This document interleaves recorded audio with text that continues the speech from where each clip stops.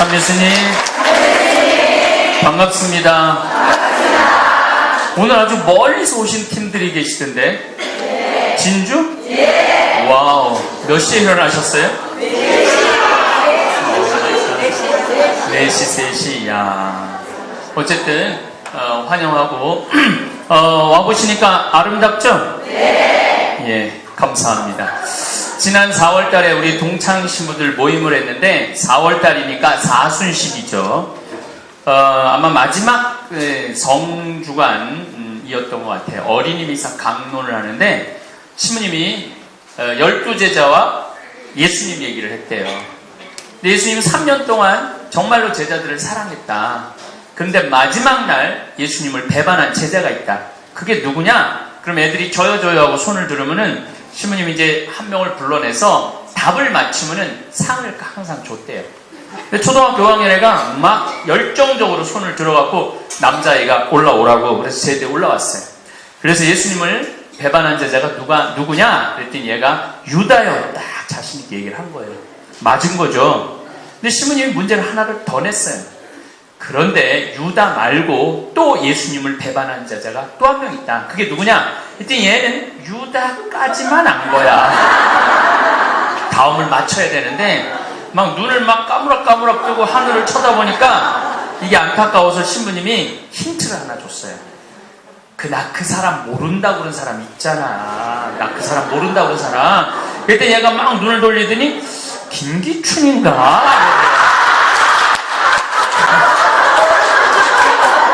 그래서 신부님이 너무 당황을 해서 아니 당신 저 사람하고 3년 동안 같이 다닌 사람 아니냐고. 나 모른다고 그런 사람 있잖아. 그랬더니 최순실입니다.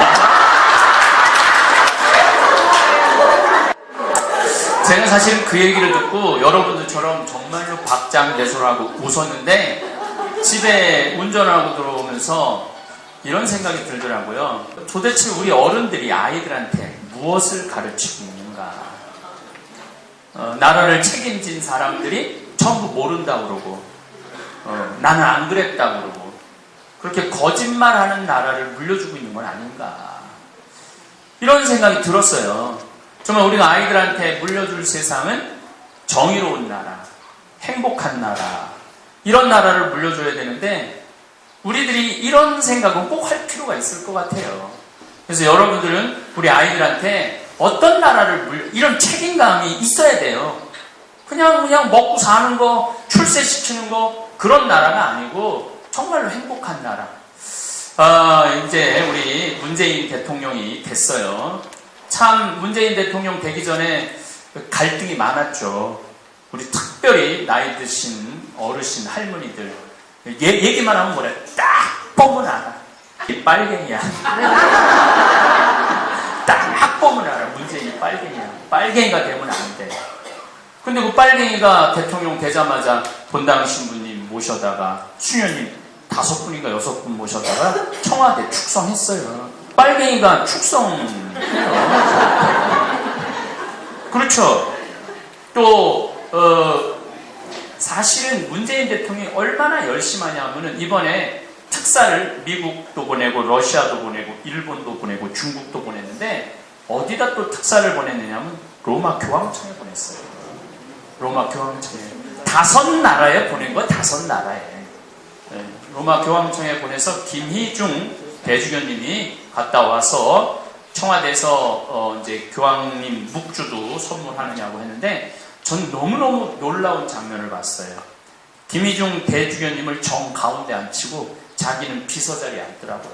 대통령인데. 근데 어떻게 딱 보면 빨갱이야. 그리고 우리 문재인 대통령 손가락을 자세히 보면 묵주 반지가 항상 껴져 있어요. 항상 묵주 반지가 껴져 있어요. 무슨 얘기냐면 우리가 자세히 알아보지 않고 딱 보면 안다고. 앞으로 문재인 대통령은 6.25 때 북에서 넘어왔어요. 그리고 너무너무 가난해서 초등학교 4학년 때 세례를 받아서 티모테오로 무료 그 배식해주는 거 그거 항상 받으러 가면서 어렸을 때부터 수녀님 신부님들하고 아주 친하게 지낸 분이에요. 이분이 어렸을 때부터 결혼할 때도 아내한테 골룸바 세례받아요. 혼배 성당에서 혼배 성사 받고 그동안 신앙생활도 아주 열심히 해온 평생 가난이 뭔 줄 안 사람이에요. 가난이 뭔지. 그러니까 대통령 저는 제일 속 후련했던 게 뭐냐면 대통령 되자마자 세월호 안산 단원고등학교 선생님 기간제 교사 2명 죽었는데 순직 처리하라고. 그거가 어려워서 그걸 순직 처리를 못 해줘요. 그 아이들 함께 가서 죽었는데 순직 처리를 하면은 연금도 나오고 가족들도 좋잖아요. 근데 그거를 안 하는 거예요. 그거를. 근데 바로 순직 처리 해주잖아요. 그래서 우리가 인생을 살면서 참 오해하는 부분이 많아요. 오해하는 부분이. 지난 1000년의 발전 속도는 지난 100년의 발전 속도하고 똑같고, 지난 100년의 발전 속도는 지난 10년의 발전 속도하고 똑같고, 지난 10년의 발전 속도는 지난 1년의 발전 속도하고 똑같아요. 다시 말해서 세상은 총알같이 지나가고 있는 거예요. 그런데 저부터 내가 지금 53인데 내가 논문을 쓸 때 타자기로 논문을 썼어요. 타자기로. 근데 딱 신고되자마자 286 컴퓨터, 386 컴퓨터, 486 컴퓨터, 586 컴퓨터, 이제는 뭐 기가, 메가, 기가 컴퓨터가 나왔어요. 무슨 얘기냐면은 우리 애들은 컴퓨터에 대해서 귀신이야. 근데 나부터 내 위는 다 깜깜이야.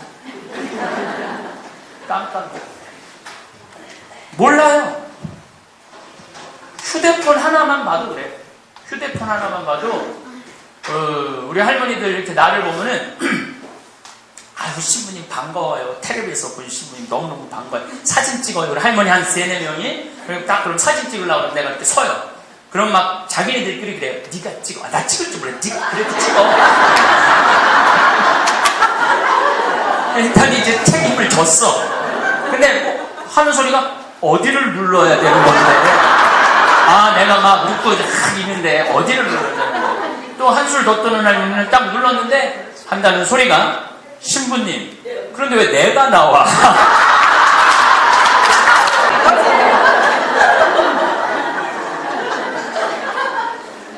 참 답답하죠. 답답해요. 참 답답해요. 내가 이렇게 강의 때 보면은 할머니들 핸드폰에 휴대폰이 울려요. 그럼 이 할머니들은 네 바지에서 울리는지 내 바지에서 울리는지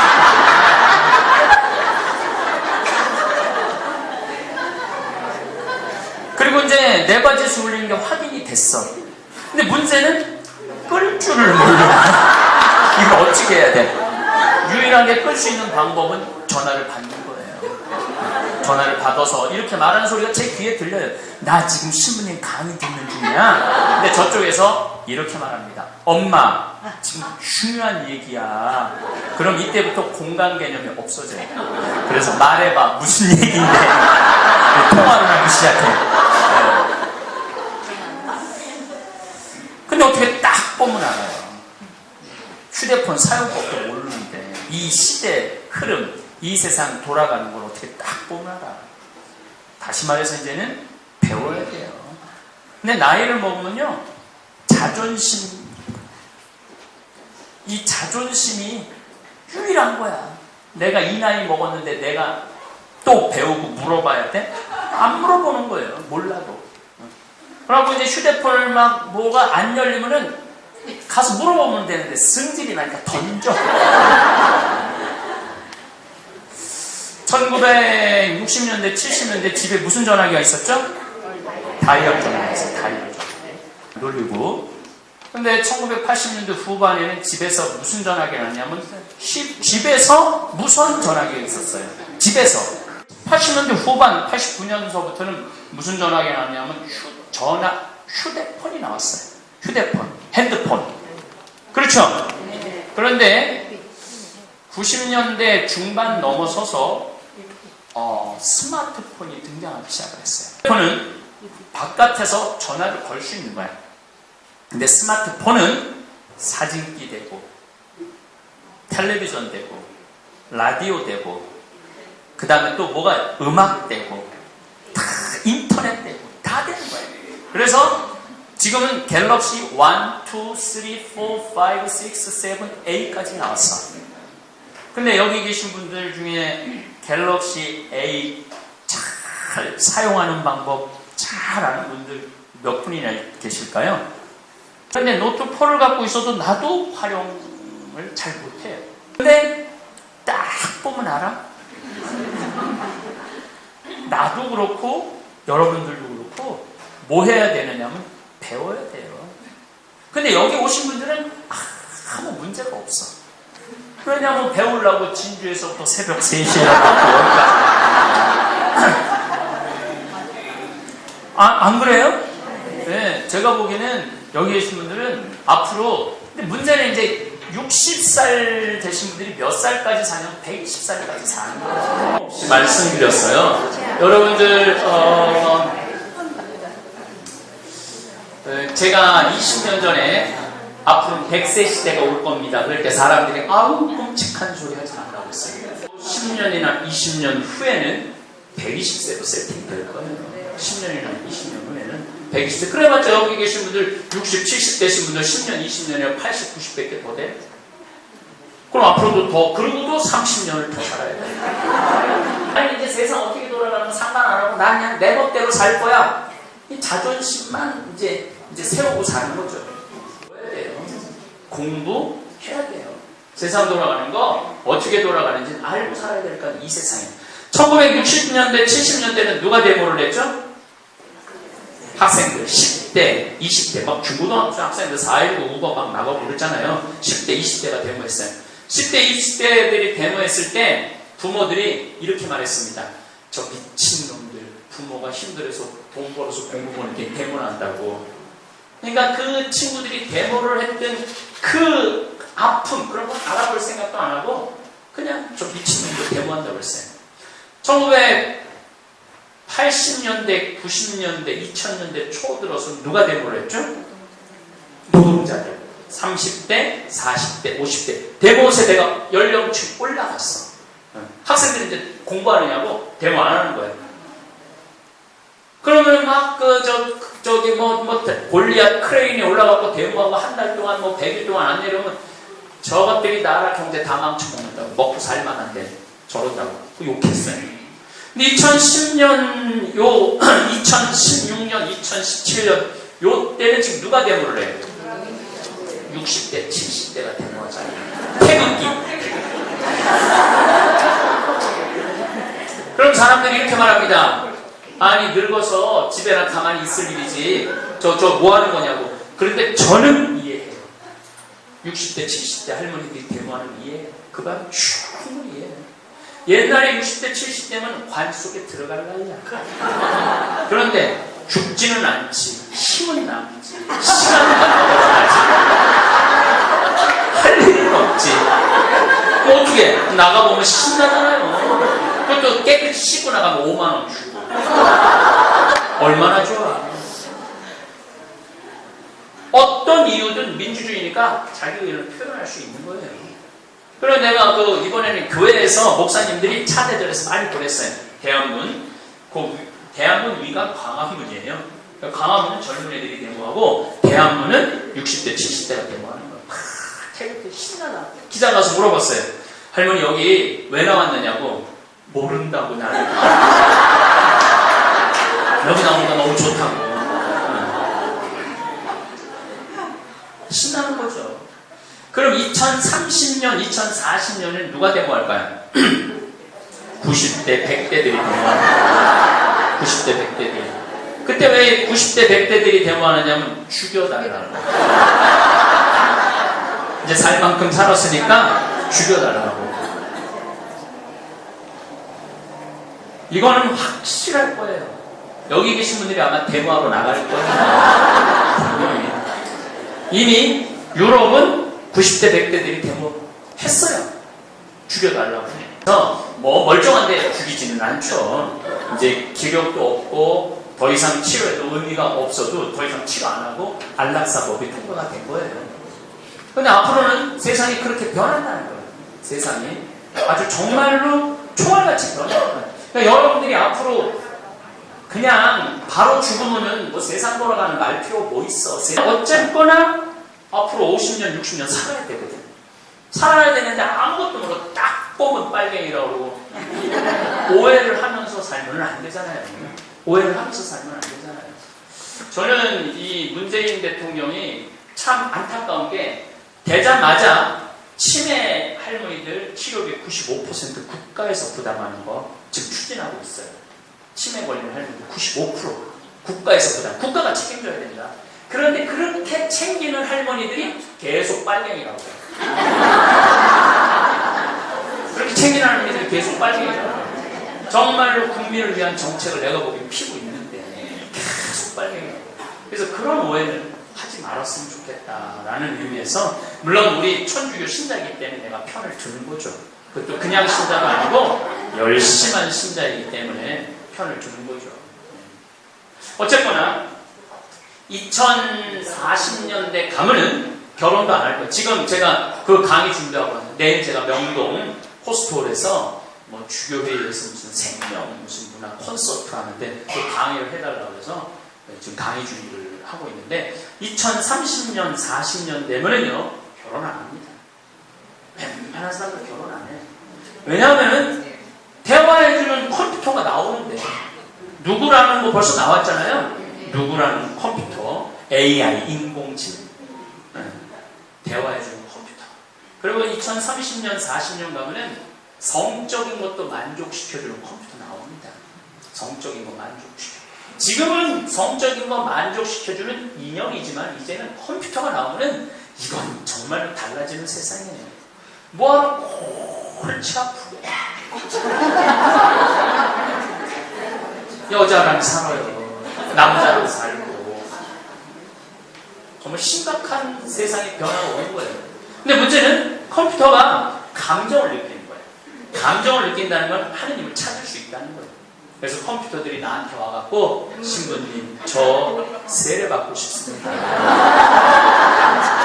그럼 세례를 줘야 돼? 말아야 돼? 주지 말아야 돼?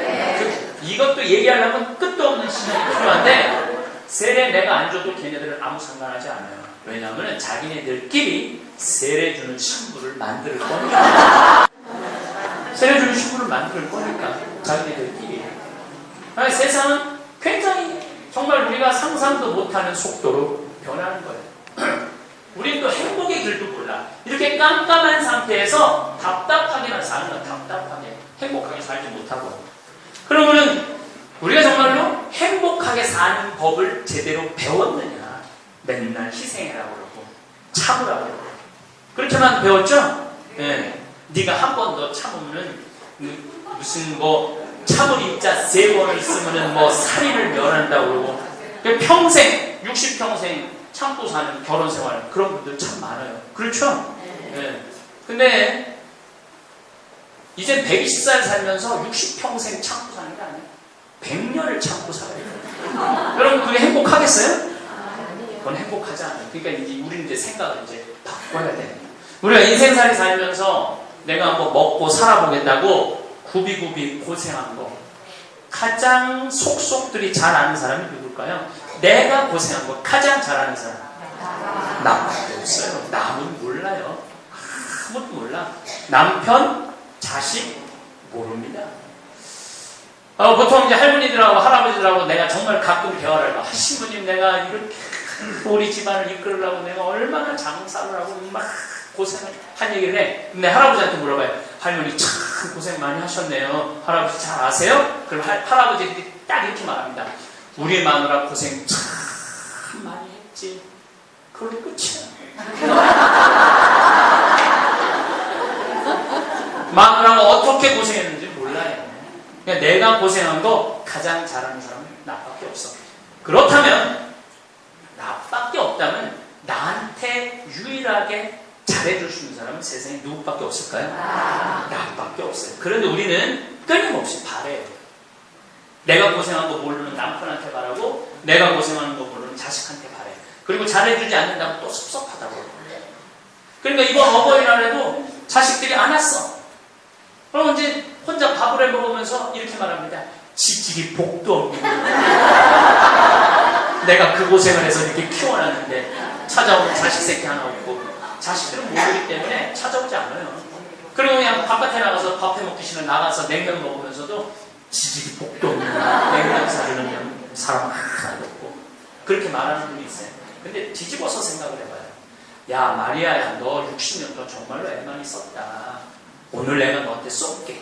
가자. 내가 너한테 냉면 사줄게. 그러니까 쏘는 마음으로 가서 냉면 먹는 거랑 지질이 복도 없는 사주는 없어. 그리고 가서 냉면 먹는 거랑은 차원이 달라요. 차원이. 그래서 혼자 가서 먹지 말고 친구 야 오늘 내가 가서 쏠게. 가자. 갖고 가갖고 먹으면 얼마나 행복해. 근데 우리는 내가 나한테 잘해주는 건 배울 적이 없어요. 내가 나한테 잘해주는 건 배울 적이 없어요. 누군가 나한테 선물을 해. 누군가 자식이든 남편이든 또 뭐 친척 중에 내 잘해주는 친척이 나한테 잘해줄 때까지 기다립니다. 죽을 때까지 기다리다가 죽는 경우가 많다는 거예요. 22년 전에 평택 비전동 성당에 본당식으로 발령을 받아봤어요. 31살에 3,500명 성당에 본당식으로 발령을 받아봤어요. 열심히 살았죠. 지금 생각하면 열심히 살았어요. 왜냐하면 3,500명 세례명을 다 외웠으니까. 그리고 정체를 영해줄 때 마리아 그리스도의 몸, 베드로 그리스도의 몸하고 세례명을 명찰 처음에 달게 했죠. 그럼 몇 번 보고 다 외우죠. 미사를 빠질 수가 없어. 한 주 빠지면 그 다음 주에 내가 물어봐. 베드로 왜 지난주에 미사 안 나왔어? 그럼 좀 심심하게는 신부님 저 다음 주 어디 갑니다. 얘기하고 가요. 얘기하고 많았어요. 그런 교우들이. 열심히 살았죠. 근데 한 2년이 지났는데 주교님께서 평택 안성 인터체인지 200명 교우밖에 안 되는 그 진살이라는 곳에 성당을 분가하라는 거예요. 나도 신설 성당에 본당 신부인데 어떻게 주교님 명령이니까 땅을 보러 다녔죠. 땅이 3,200평 평택 평야가 쫙 내려다보는 언덕에 땅이 3,200평이 나왔어요. 3,200평이면 얼마나 큰 땅이냐면 초등학교가 2,000평이에요. 보통 초등학교보다 한 배 반 큰 땅을 제가 받은 거죠. 근데 돈이 어디 있어요? 땅값이 4억이랬는데 2억은 내가 성당에서 어떻게 했는데 2억이 없는 거야. 그래서 내가 처음 본당 신부님으로 모시던 신부님한테 전화드렸어요. 신부님, 저 성당 터 사고 싶은데 돈이 없습니다. 얼마가 부족한데? 2억이 부족합니다. 돈 좀 꿔주세요. 이 신부님이 단 1초도 주저하지 않으시고 내일 와, 내가 꿔줄게. 딱 그러더라고요. 내가 또 인간관계가 또 그래서 다음날 이제 철산이라고 광명시에 올라갔는데 신부님이 1억짜리 수표를 2장을 딱 만들어 놓은 거예요. 33살에 2억짜리 수표를 안주머니에 넣고 오는데 차 안에서도 내가 두리번거렸어요. 이거 훔쳐가는 거 뭐. 기억이 지금도 나요. 심장 벌렁벌렁거리고. 그래서 정말로 아무도 모르게 땅을 다 계약해서 알고는 다 땅값 뛰니까 딱 하고 계약을 딱 하고 회장님들한테 발표를 했죠. 땅을 샀다. 그랬더니 상의하지 않은 회장님들이 난리가 난 거야. 200명 분가하는데 뭐하러 3,200평이 필요하냐. 그 신부가 간도 크지. 그리고 그 성당은 성당 허가 안 나는 땅이다. 책상을 치고 새벽 2시까지 잠을 안 재우고 따지는데 정말로 진땀이 나고 이거 정말로 허가 안 나면 어떻게 하나. 내가 책임지겠다고 몇 개월 잠을 못 잤어요. 그때도 마음고생한 거야. 그거 뭘 알아 내가 그 어린 나이에. 근데 1년이 지났는데 16만 5천 원 주고 산 땅이 35만 원이었어요. 1년 만에 35만 원을 800평을 팔았죠. 그래갖고 신부한테 가서 갚았죠. 신부님 감사하다고. 그래도 몇 평이 나면 2,400평이에요. 2,400평. 후임자 신부가 왔는데 200명 갖고 무슨 성당을 져요. 10억을 어떻게 모아. 성당 짓는데 10억 들어간다는데 내가 7억 해줄게. 그래서 성당 교우들 다 열심히 하고 7억을 모아서 줬어요. 그럼 난 이제 떠났죠. 근데 지금은 거기 아파트가 다 들어와갖고 신사가 2,000명이 넘었대. 2,000명이 넘는데. 근데 땅이 2,400평이니까 주차장 걱정도 안 하고 배추 심어갖고 김장 담그고 또 그냥 땅에 놓으니까 커피숍도 바깥에 탁 해갖고 여름만 되면 그냥 동네 아파트 사람들에서 커피를 럭셔리하고 마시고 지금도 2,000명, 지금 5대째 신부인데, 내가 그렇게 마음고생해서 분가한 거,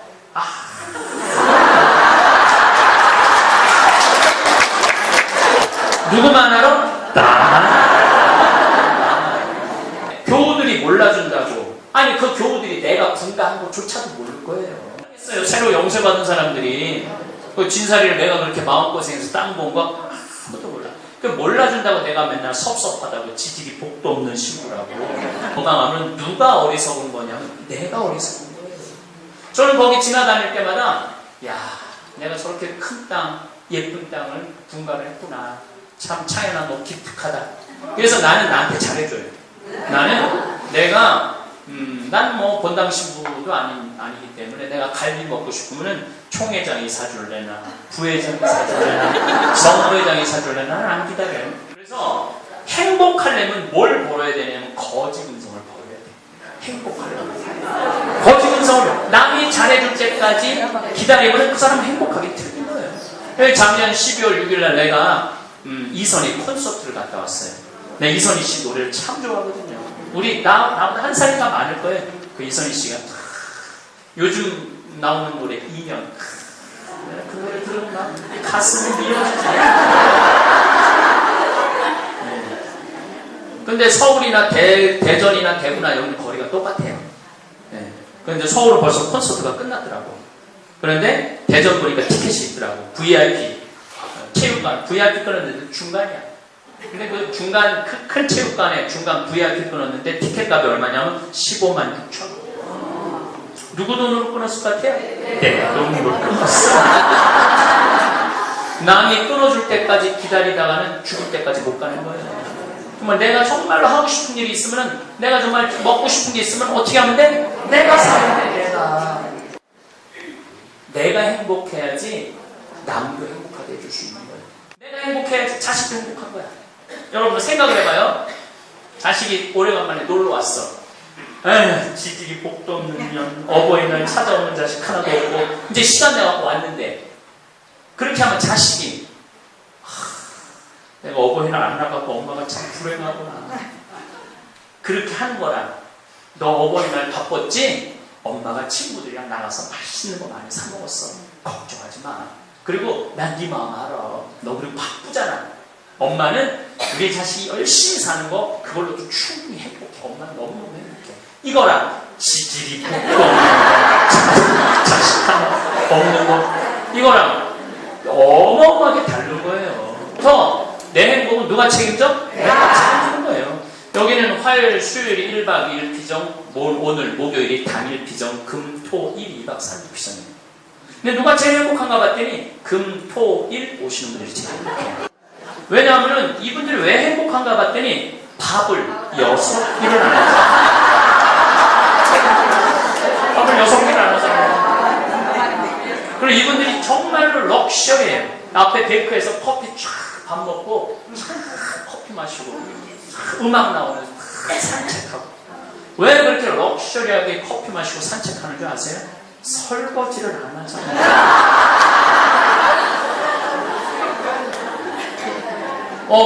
어제도 누가 후기를 썼는데 별이 밤에 얼마나 예쁜지 몰라요. 그럼 막 모닥불 펴놓고 별 보고 자기네들끼리 모닥불 피우고 노래하면서 얼마나 행복하는지 몰라요. 근데 2박 3일에 밤 6끼 먹고 이틀 밤 자는데 들어가는 피정비가 얼마냐면 8만 원이에요. 8만 원. 그렇다면 여기 지금 60 넘으신 분들은 30살에 시집 와갖고 60살까지 밥하고 빨래하고 청소하고 애 낳고 애 키웠다면 여러분들 한 달에 가사 노동비가 얼마냐면 250만 원이에요. 250만 원 일을 한 거예요. 여기 계신 분들 잘 모르시겠지만 여러분들이 부부가 평생 버는 돈이 평균적으로 22억이에요. 여러분들이 22억원어치 버는 거예요. 그 돈 갖고 애 키우고 애 학교 보내고 집 사고 삼시세끼 먹고 산 거예요. 그 22억 중에 9억은 누가 한 거냐면